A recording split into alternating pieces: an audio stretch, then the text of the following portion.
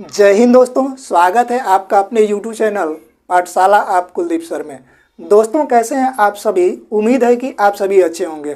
तो चलिए दोस्तों, आज हम पढ़ेंगे सामान्य विज्ञान से संबंधित महत्वपूर्ण प्रश्न और ये सभी एक दिवसीय परीक्षाओं के लिए बेहद महत्वपूर्ण होंगे। तो चलिए शुरू करते हैं। पहला क्वेश्चन दिया है दोस्तों कि किस कारण इंद्रधनुष बनता है। तो किस कारण बनता है? तो प्रकाश के पूर्ण आंतरिक परिवर्तन के कारण। किसके कारण दोस्तों? तो प्रकाश के पूर्ण आंतरिक परिवर्तन के कारण। अगला आपसे क्वेश्चन पूछेगा कि इंद्रधनुष में कितने रंग होते हैं। तो कितने रंग होते हैं? 7 रंग होते हैं। इंद्रधनुष में कितने रंग होते हैं? तो 7 रंग होते हैं। और ये जो इंद्रधनुष होता है दोस्तों, इसके बीच में कौन सा रंग पाया जाता है, यानी कि कौन सा रंग होता है इसके बीच में? तो हरा रंग होता है। ये कई बार पूछा हुआ है। चलिए अगला क्वेश्चन देखते हैं। क्वेश्चन दूसरा पूछ रहा है दोस्तों कि समुद्र की गहराई किस यंत्र से मापी जाती है। अर्थात यह जो समुद्र है इसकी गहराई किससे मापी जाती है? तो वह फायदोमीटर से मापी जाती है। किससे मापी जाती है दोस्तों? फायदोमीटर से मापी जाती है। अगर फायदोमीटर ना दिया रहेगा तो सोनार दिया रहेगा। क्या दिया रहेगा? सोनार दिया रहेगा। सोनार। चलिए अगला आपसे पूछेगा कि समुद्र का पीएच मान कितना होता है। तो जब भी समुद्र के पीएच मान की बात करेगा तो 8.4 से लेके 8.5 तक होता है। ये समुद्र का पीएच मान होता है। चलिए आगे बढ़ते हैं। अगला क्वेश्चन दिया है, चाय में कौन सा अम्ल पाया जाता है। तो जो चाय होता है दोस्तों, इसमें टैनिक अम्ल पाया जाता है। क्या पाया जाता है? टैनिक अम्ल पाया जाता है। और यह जो चाय है, चाय के लिए जो है सबसे सर्वोत्तम मिट्टी कौन सी होती है? तो वह लेटराइट मिट्टी होती है। कौन सी? लेटराइट। इसके साथ साथ पर्वतीय मिट्टी भी। इसके साथ साथ पर्वतीय मिट्टी, पर्वतीय या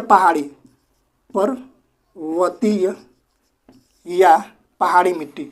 और यह जो चाय है, यह भारत का कौन सा राज्य सबसे अधिक उत्पादन करता है। पूछता है क्वेश्चन कि चाय के उत्पादन में भारत का सबसे अग्रणी राज्य कौन सा है? तो वह असम है। वह कौन सा है? असम है। और असम में एक त्यौहार मनाया जाता है। आपसे पूछेगा कि बिहू जो है त्यौहार कहाँ मनाया जाता है। बिहू ये कई बार पूछा हुआ है। तो जब भी बिहू पूछेगा तो कहाँ मनाया जाता है? असम में मनाया जाता है। चलिए आगे बढ़ते हैं।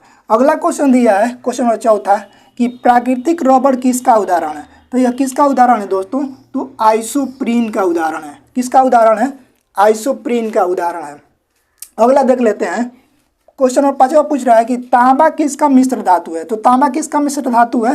तो यह कांसा किसका मिश्र धातु है। आपसे क्वेश्चन पूछ रहा है कि कांसा किसका मिश्र धातु है। तो किसका हो जाएगा दोस्तों? तो यह तांबा और टीन का। किसका हो जाएगा?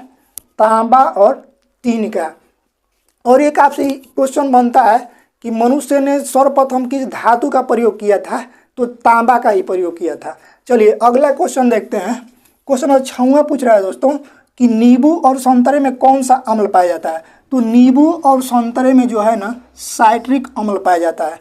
कौन सा अम्ल पाया जाता है? साइट्रिक अम्ल पाया जाता है। आपसे नींबू का पीएच मान पूछता है। तो जब भी नींबू का पीएच मान की बात करेगा तो कितना हो जाएगा? 2.4 हो जाएगा। और इसकी प्रकृति क्या होती है? तो यह अम्लीय होता है। यह क्या होता है दोस्तों? अम्लीय होता है। चलिए अगला क्वेश्चन देखते हैं। क्वेश्चन नंबर 7 पूछ रहा है कि ओजोन परत की मोटाई किससे मापा जाता है। तो जो ओजोन परत की मोटाई मापा जाता है वह डॉप्सन से मापा जाता है। किससे मापा जाता है दोस्तों? डॉप्सन से मापा जाता है। और यह जो ओजोन परत है यह किस मंडल में पाया जाता है? तो यह समताप मंडल में पाया जाता है। किस में? समताप मंडल में। और यह ओजोन गैस करती क्या है? तो सूर्य से आने वाली पराबैंगनी किरणों से क्या करती है? हमारी रक्षा करती है, जिससे कि त्वचा कैंसर, मोतियाबिंद न हो। और यह जो ओजोन गैस है, ओजोन जो परत है, यानी कि इसी के संरक्षण के लिए एक दिवस मनाया जाता है। तो पूछेगा कि ओजोन संरक्षण दिवस, ओजोन संरक्षण दिवस। तो ओजोन संरक्षण दिवस कब मनाया जाता है? तो यह प्रत्येक वर्ष 16 सितंबर को मनाया जाता है। कब मनाया जाता है? 16 सितंबर को मनाया जाता है। ये क्वेश्चन कई बार पूछा हुआ है। चलिए आगे बढ़ते हैं। अगला क्वेश्चन दिया है कि दूध को कौन सा एंजाइम पचाता है, यानी कि जो दूध होता है उसको कौन सा एंजाइम पचाता है, तो वह रेनिन एंजाइम है। वह कौन सा एंजाइम है? रेनिन एंजाइम है। आपसे पूछेगा कि दूध का पीएच मान कितना होता है। दूध का जब भी पीएच मान की बात करेगा, पीएच, तो कितना हो जाएगा? 6.6। और इसकी प्रकृति क्या हो जाती है? तो अम्लीय हो जाती है। अगला आपसे पूछेगा कि दूध की शुद्धता हम किससे मापते हैं, तो लैक्टोमीटर से मापते हैं। किससे मापते हैं? लैक्टोमीटर से मापते हैं, लैक्टोमीटर से। और यह दूध जो है ना, इसमें कौन सा अम्ल पाया जाता है, तो लैक्टिक अम्ल पाया जाता है। कौन सा अम्ल? लैक्टिक अम्ल, लैक्टिक अम्ल, लैक्टिक अम्ल। चलिए, और दूध की शुद्धता या घनत्व की बात करेगा तो बताइए कि है कि लैक्टोमीटर से मापा जाता है। आगे बढ़ते हैं। अगला क्वेश्चन दिया है, क्वेश्चन नंबर 9 हुआ कि कोशिका का आत्मघाती थैली किसे कहा जाता है, तो किसे कहा जाता है, तो यह लाइसोसोम को कहा जाता है।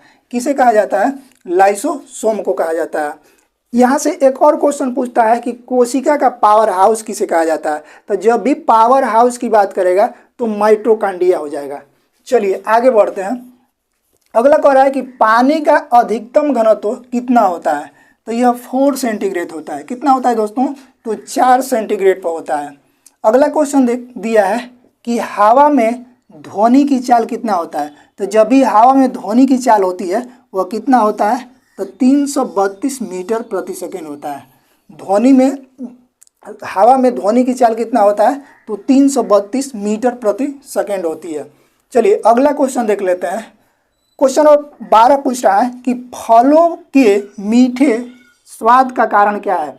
जो हम फल खाते हैं वह मीठा किसके कारण लगता है, तो किसके कारण, तो फ्रुक्टोज के कारण। किसके कारण? फ्रुक्टोज के कारण। आपसे पूछेगा कि फलों का अध्ययन क्या कहलाता है। फलों का अध्ययन, तो जो फलों का अध्ययन होता है इसको हम पोमोलॉजी कहते हैं। क्या कहते हैं दोस्तों? पोमोलॉजी कहते हैं। आपसे पूछेगा कि फलों का अध्ययन क्या कहलाता है, तो पोमोलॉजी कहलाता है। चलिए अगला देख लेते हैं। अगला क्वेश्चन पूछ रहा है कि वायुमंडल में सर्वाधिक मात्रा में कौन सी गैस पाई जाती है, तो कौन सी गैस पाई जाती है दोस्तों, तो नाइट्रोजन पाई जाती है। कौन सी? नाइट्रोजन। और कितना परसेंटेज, तो 78%। इसी प्रकार आपसे पूछेगा कि ऑक्सीजन कितना पाया जाता है।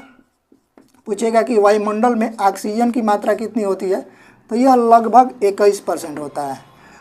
और अगला पूछेगा CO2 मतलब कार्बन डाइऑक्साइड, तो कार्बन डाइऑक्साइड कितना होता है, तो 0.03% होता है। अगला आपसे पूछेगा आर्गन, और आर्गन जो है यह एक अक्रिय गैस है और यह वायुमंडल में कितना पाया जाता है, तो 0.093% पाया जाता है। चलिए अगला देख लेते हैं क्वेश्चन नंबर 14 पूछ रहा है कि रक्त दाब किस यंत्र से मापा जाता है। तो ये जो रक्त दाब मापा जाता है उसको हम स्फैग्मोमैनोमीटर कहते हैं। क्या कहते हैं दोस्तों? स्फैग्मोमैनोमीटर कहते हैं। आपसे पूछेगा कि एक स्वस्थ मनुष्य के शरीर में कितना लीटर ब्लड पाया जाता है, यानी कि खून होता है, तो वह 5 से 6 लीटर होता है। कितना होता है? 5 से 6 लीटर होता है। आपसे पूछेगा कि यह जो रक्त है, रक्त इसका पीएच मान कितना होता है, तो जो रक्त का पीएच मान होता है वह 7.4 होता है। वो क्या होता है दोस्तों? 7.4 होता है। अगला आपसे पूछेगा कि रक्त का लाल रंग, तो जब भी रक्त का लाल रंग की बात करेगा तो यह किसके कारण होता है, तो यह हीमोग्लोबिन के कारण होता है। किसके कारण? हीमोग्लोबिन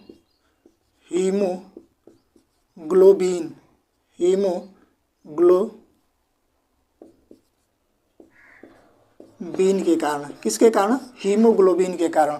और पूछेगा कि यह जो रक्त है इसमें कौन सी धातु पाई जाती है, तो आयरन पाया जाता है। कौन सा धातु पाया जाता है, तो आयरन पाया जाता है। उसी को हम Fe के नाम से जानते हैं। तो ये कई बार पूछा हुआ है कि रक्त में कौन सी धातु पाई जाती है, तो आयरन पाई जाती है, या उसी को हम Fe लोहा के नाम से भी जानते हैं। और पूछेगा कि हमारे शरीर में रक्त की कमी हो जाती है तो कौन सा रोग हो जाता है, तो एनीमिया हो जाता है। उम्मीद करते हैं कि यहाँ तक आपको बिल्कुल समझ में आ गया होगा।